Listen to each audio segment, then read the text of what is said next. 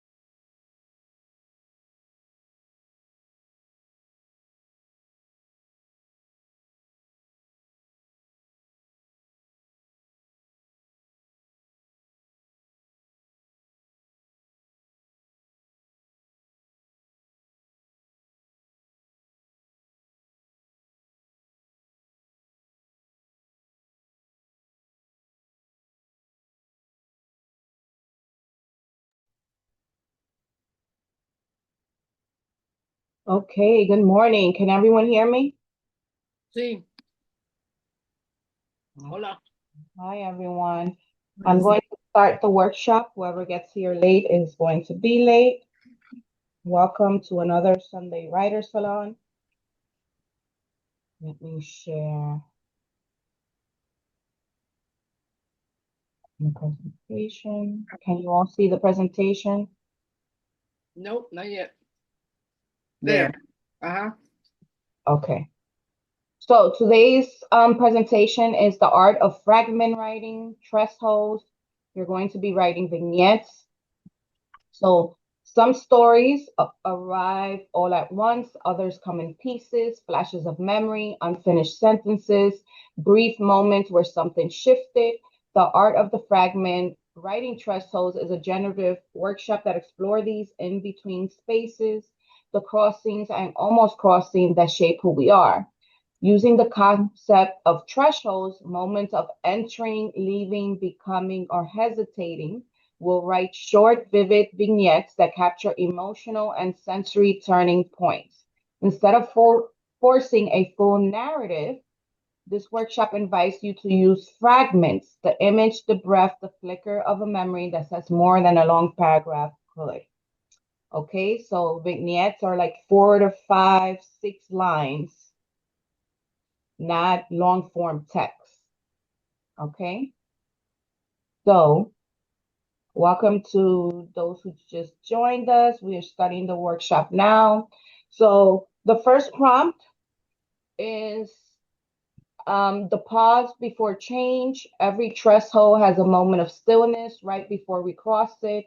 The inhale before the yes, the hesitation before the step. This is where anticipation lives. Write a 4 to 6 line fragment capturing the precise moment before something in your life shifted. Focus on the tension, the breath, the small details you notice. Don't jump ahead. Stay in the before. You have 10 minutes. Let me, once again, give me a sec so I can locate the timer.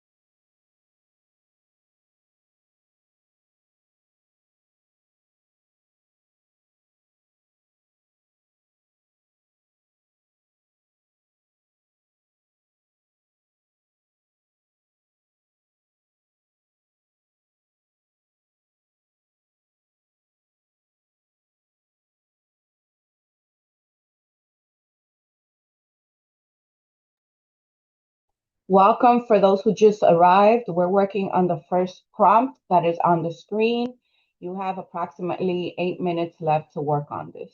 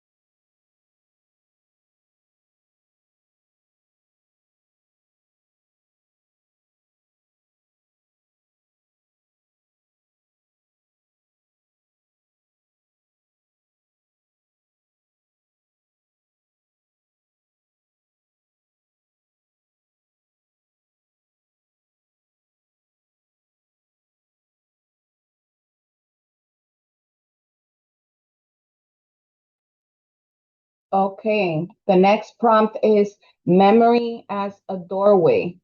Some memories act like portals. You touch them and suddenly you're inside a version of yourself you forgot. This prompt invites you to walk through that mental door. Write a 3 to 5 line vignette of a childhood memory that feels like a threshold into who you became. Let it unfold through the sensory detail, smell, light, texture, instead of explanation. You have 10 minutes for this prompt starting now.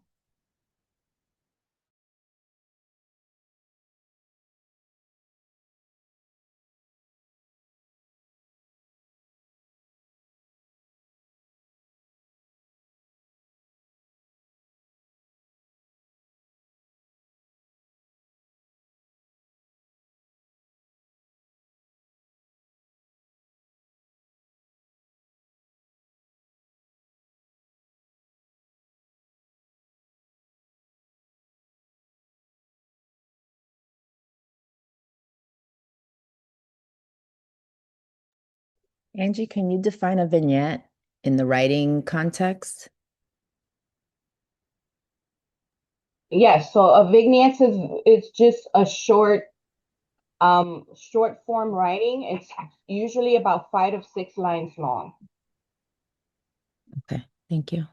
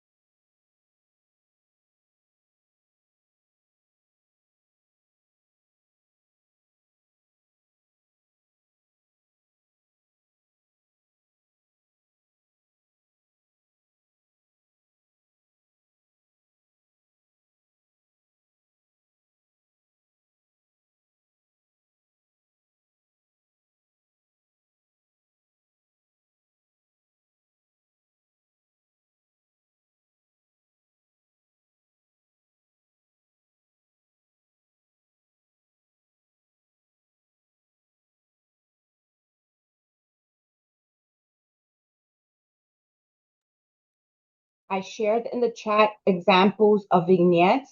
Um, the ones you see in the sample are more like flash fiction, but it's still acceptable. It's just not long form text. You're not writing an entire story, 3 pages, a page, whatnot. It's almost like 2 paragraphs of just writing.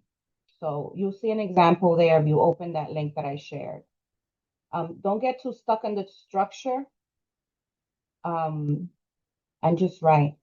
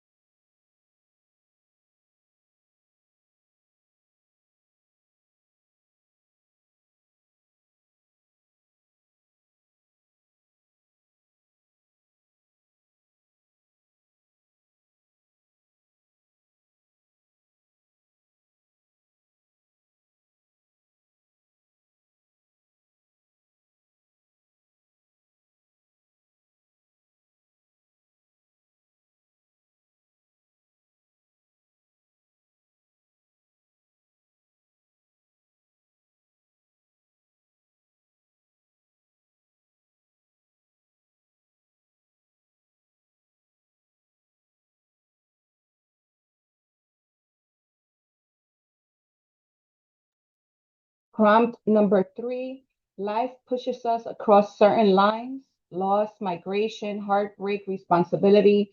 These transitions shape us even when we weren't ready. Write a 4 to 6 line fragment about a moment of change life forced on you. Stay close to the emotion of that shift, the disbelief, the quiet acceptance, the resistance. You have 10 minutes starting now.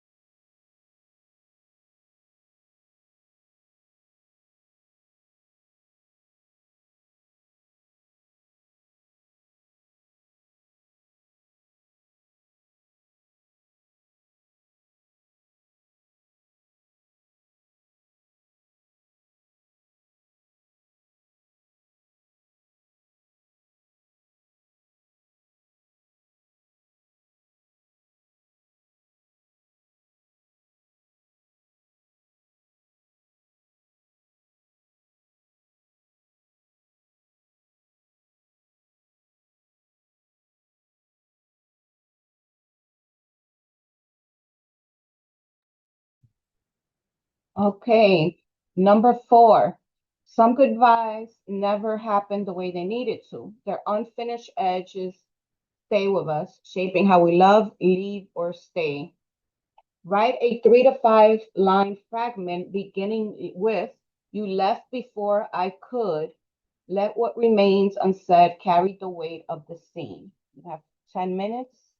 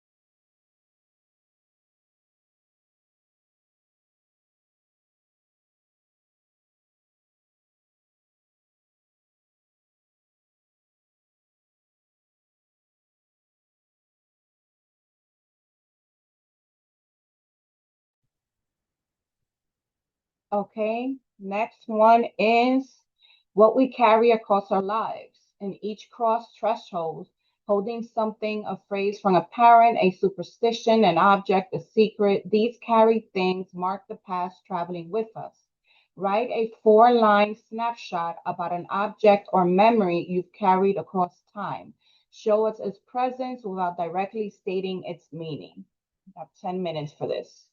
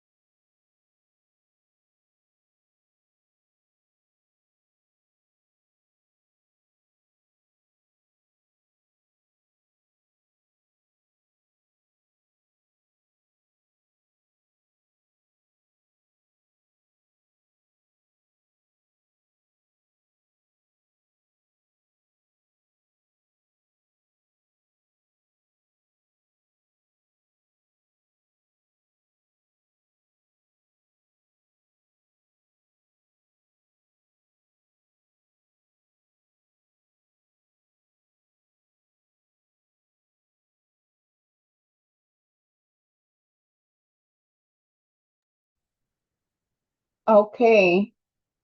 Prompt number 6. After a turning point comes the quiet aftermath. The moment you realize something in you has shifted. This is the threshold of self-recognition. Write a 5 to 6 line vignette about the moment after you change, not the event itself, but the first moment you felt different. Focus on sensation, not narrative. And you have 10 minutes.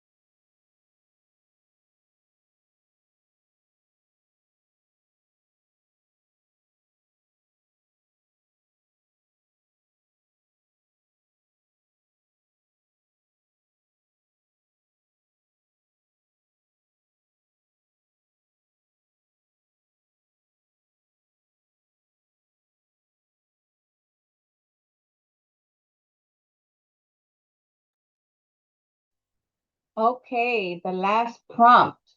Some thresholds we avoid, some we're not ready to open. This prompt is about the edges of longing, fear, desire, and possibility. Write a 3 to 5 line fragment about a figurative or literal door you haven't opened yet. Describe it without crossing it. Let the mystery and the tension remain. You have 10 minutes.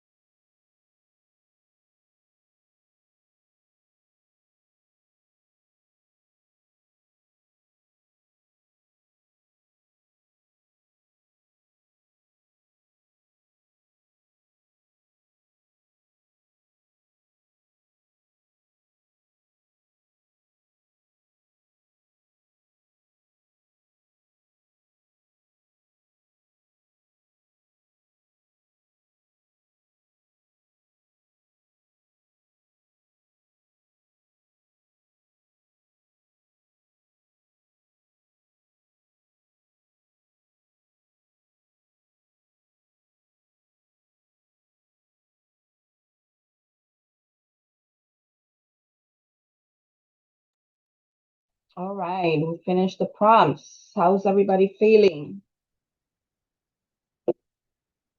New stuff, right? How do we feel? Anyone want to share? Oh, a few people left.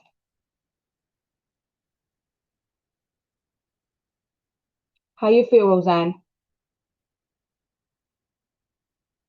I feel good. It feels good. I have to admit there was one prompt I left alone because I just wasn't in the mood to go into those feelings.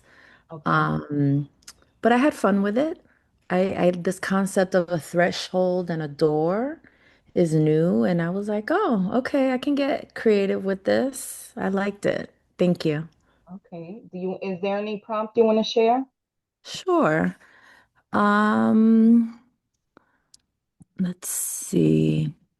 There was one I had fun with, which is memory as a doorway. Mm-hmm. So I'll share that real quick.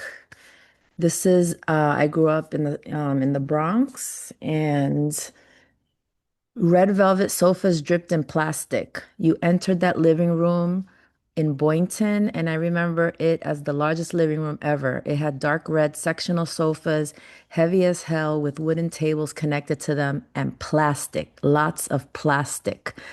Anytime I think of those sofas, they snatch me back into my childhood. I have a lot of photos of my childhood in 1020 Boynton Avenue, Esquina Bruckner, and those plastic clad sofas are in the backdrop of them all. They truly are a portal to memories. They feel unique to me, but then you always meet peers who have some memory of plastic clad sofas in living rooms meant to be seen and not used.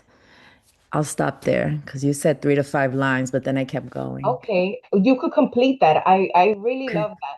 I know I- that you're working on a business product, but I also feel that you have so much creativity, and things like this, I would like put in a book. Okay. You could, there's folks who, this is also known as flash fiction. So as just like the example I showed you is like 1,000 words or less, Okay. that you could write about objects or things that were important in your life, and you could Yeah. publish it in a short, like we have this is a short book, and it's like, Is that one person or is it a yes, one collection? person. And this only has like 25 contributions that he made. Okay. So it's Right? not poetry, but it's in a Right. book that's like a poetry book. Yes. Interesting. Okay. Yeah.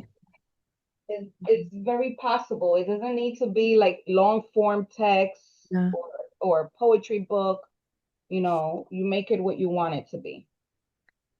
I Thank mean, I you can, for sharing. I would love for you to complete that and send it to me so I could yeah, I can, I put mean, it on our Substack account. it's just a few more lines. I can finish it now if you want. Yes. Sharon, how did you feel with the workshop? I I found these to be really heavy, deep prompts. Yes, you did. So by the time we got to the one which was the threshold you never want to go across, I already felt like I'd gone across several thresholds I never wanted to go across. So I thought they were very powerful, um, excellent prompts, but there was some very painful stuff that came up. Um, but I thought they were all good. I was able to write to all of them. Okay. Is there a particular prompt you want to share? I have, I'll share one that's not the most intense, painful one. I think it's the you left before one. You left before I could hear your story. Not that we didn't have time. You were 92 when you left, but I never knew the things to ask you. When you said you didn't want to be recorded, I accepted that. I sound like an immigrant, you said. Don't tape me. No, I should have said. I need this. I need your voice. One day you will be gone, and I need to understand. How can I know myself if I don't understand who I'm from? How can I understand myself if I don't have the story of your life, of the world you left, the world that no longer exists? You left me before I could hear your story. Oh, wow. Thank you for sharing that. Rosita, is there a prompt you want to share? How did you feel about these prompts today? You're muted. Okay. They were portals. Each one of them was like portals to my past, to my processes, to everything. So I stayed mostly with number, what's this? 4. Okay. Right. You left before I could. First, I wrote it as a story. Then wait a minute, this is supposed to be a letter directly to my mother, so I reworked it. So I'll read parts of it. You left before I could understand the financial pressure that you faced while living in New York City. You found work, but my father didn't. The work you found paid you unlivable wages, and you complemented by selling maiden-form brassieres and corsets to your co-workers at the garment factory where you worked as a seamstress. You were not eligible for welfare as you and Dad had signed a pledge back in Colombia that you would not become a burden of any entitlement program as a visa requirement. You would sell maiden-form brassieres and corsets. Okay, I said that. Years later, I worked in a garment factory myself as an office manager. I remembered you lots. Only now I understand the bickering among factory workers I saw there. Some showed disdain to those who supplemented their wages by receiving welfare as a supplement to their full-time 40-hour job. Only now I understand how easy we had it when we got to our destination. Compared with the hardships of immigrants of today, we had it good back in 1958. We arrived with a green card. We were the beginning of the wave of migration from Latin America. That's it? No, Thank you for sharing that. I could stop there. Was it difficult for you to keep it short? Very. So it's very challenging, right? Especially if you're used to writing long form, which is why, I provide these And it was so workshops for hard. you so that you could try. Let's attempt the short version, right? Yeah, it was the personal thing, then the social thing, that it was really the factory that was on welfare. These workers worked so hard for meager wages, not enough to make it go of it, feeding their families. And only now I understand that. See, in my mind, I see a body of work about the factory and its workers, about the factory coming to life on its own, right? Like the objects, the garments, the sewing machines, Mhm. all from just the perspective of that factory, Right. Mhm. where you don't speak about anything else but what's happening there. Right. So you might want to consider that. I thought it was very interesting. Mhm. I mean, my mom arrived here and she went straight to a factory as well. Right.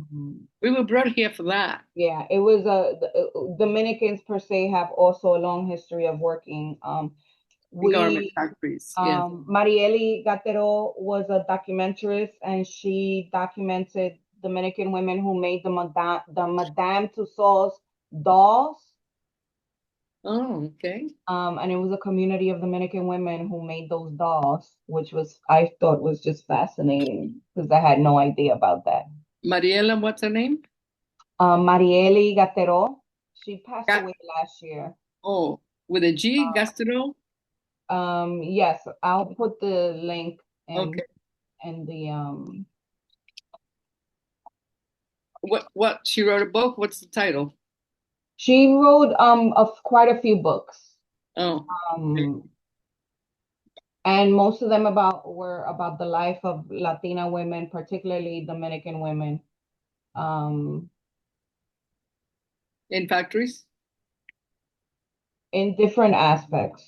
One of them did have to do with the factory, which was the book about the making of the doll. So let me see if I find it here. Yeah, it's called, the book is in Spanish. Okay, To get it, $10. I put the link great. in the chat. It's about Voces desde la fábrica. Say that again? Voces desde la fábrica. It's called Process. Los rostros detrás de las muñecas.